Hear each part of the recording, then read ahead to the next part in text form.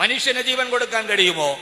Medical സയൻസിന്റെ പഠനപ്രകാരം ഒരു മനുഷ്യന് ഒരു ഹ്യൂമൻ ബോഡി ഉണ്ടാക്കുക എന്ന് പറയുന്നത് അത്ര വലിയൊരു ജോലിയൊന്നുമല്ല.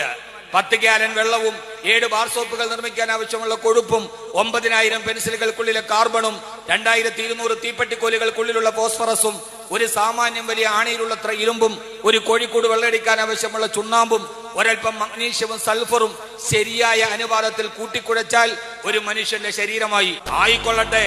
എല്ലാ വിശാരദന്മാരും അവരുടെ ടേബുകളിൽ ഒരു മനുഷ്യന്റെ ബോഡി ഉണ്ടാക്കുക, കാലും കയ്യുമുള്ള കണ്ണും കാതുമുള്ള ഒരു മനുഷ്യ ശരീരം ഉണ്ടാക്കുക.